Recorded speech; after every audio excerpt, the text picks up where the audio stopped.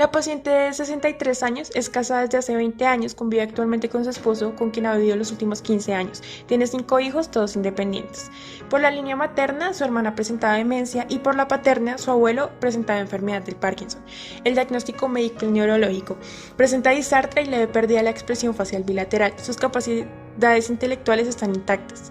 Al llegar al consultorio, la paciente se evidencia que tiene dificultad para ejecutar movimientos. Su postura tiende a inclinarse, camina con pasos cortos y lentos y se observan temblores en su mano derecha. Es importante recalcar que la paciente presenta rigidez muscular. Durante la valoración establece contacto visual, su lenguaje es adecuado pero muestra lentitud al hablar. Es independiente para las ABC, ABD y AIBD con dificultad. La paciente procede y reside en el municipio de Mosquera, Cundinamarca, acude a cita médica por temor a perder su trabajo. Refiere cuadro de aproximadamente 4 meses de evolución con inicio espontáneo y progresivo. Niega olvidar datos importantes y tampoco manifiesta ninguna pérdida de memoria. Entre la sintomatología se encuentra bradicinesia, rigidez muscular de rueda dentada, temblor en reposo, bradilalia, inestabilidad postural y aumento de tono muscular. Como tal se encuentra un registro de James, que es un ensayo sobre la parálisis agitante, en la que se encuentran registros antiguos acerca de la enfermedad del Parkinson. En esta como tal describe un cuadro clínico de sus pacientes con temblores involucrados y también la disminución de una fuerza muscular. También además narra como tal detalladamente la aparición y el avance como tal de la enfermedad. Por otro lado, las narraciones de Wilhelm fueron cartas que describían la sintomatología de su padecimiento como tal, refiriéndose como tal a las acciones y movimientos a su letra ilegible y pequeña, como tal para realizar pues tareas cotidianas y a su postura normal. En el año 1861 y 1877, Jean Martin logró una separación de la enfermedad de Parkinson y la desmielinización. Su estudio como tal se basó en un análisis histológico del cerebro de personas de desmielinización y con la enfermedad de Parkinson. Encontró que la desmielinización estaba localizada en una parte de la médula espinal y el cerebro. La enfermedad del Parkinson como tal es una enfermedad progresiva que afecta como tal al movimiento. Esta enfermedad es la segunda enfermedad degenerativa con más prevalencia en el mundo, siendo como tal la primera la enfermedad de Alzheimer.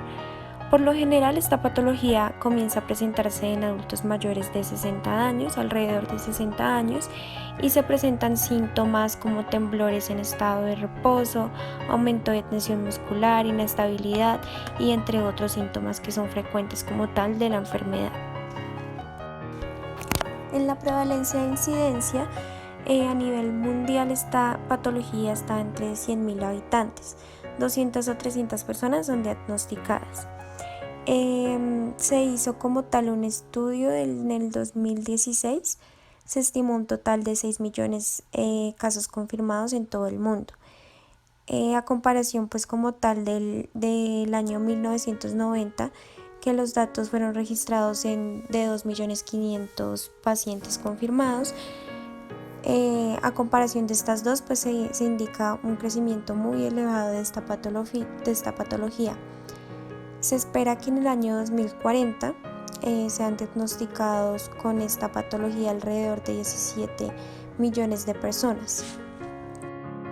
Los tipos de Parkinson pueden ser clasificados teniendo en cuenta la causa de su aparición.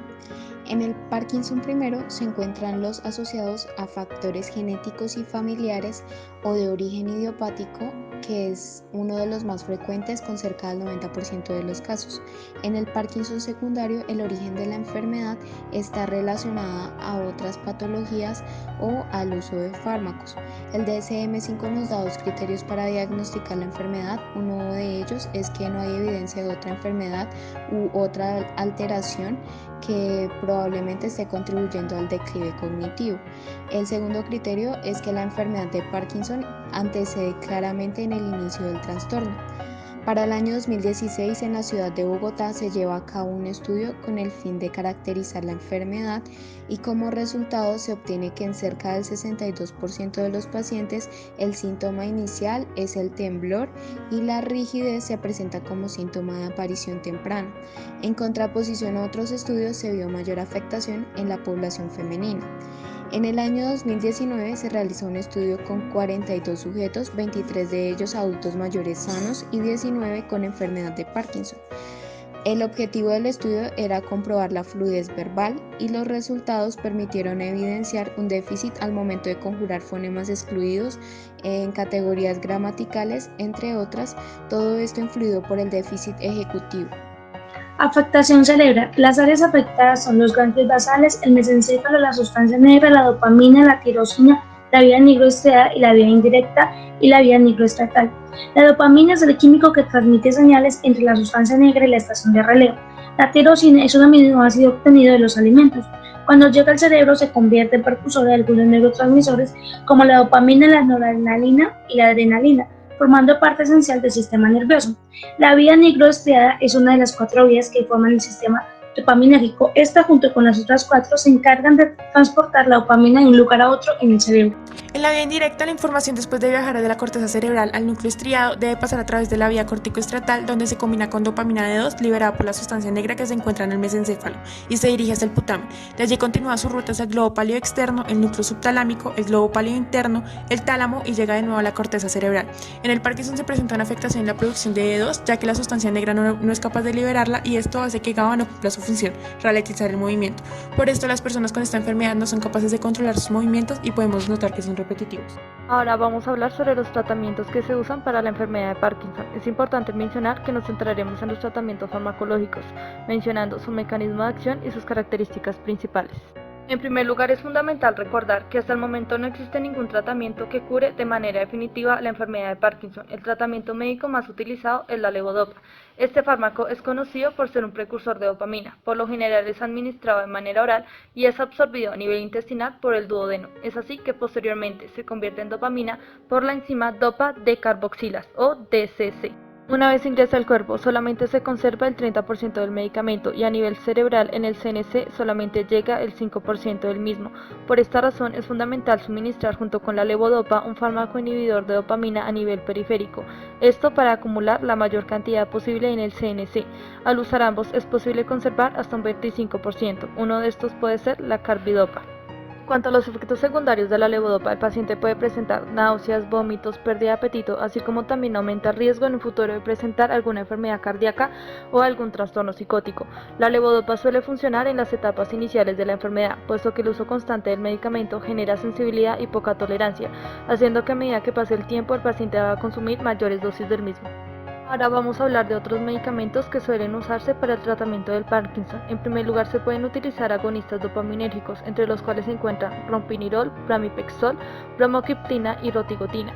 Estos medicamentos actúan directamente sobre receptores dopaminérgicos y pueden generar somnolencia, estreñimiento, alucinaciones y náuseas. En segundo lugar, es posible utilizar fármacos inhibidores de MAO o monoaminoxidasa. Esta enzima se encarga de destruir la dopamina. Entre estos se encuentran selequilina y rasaquilina. Al inhibirse el MAO, permite la concentración de dopamina en el cerebro. Este tratamiento se ha utilizado generalmente cuando la enfermedad ya está muy avanzada y cuando la levodopa no genera resultados en el paciente.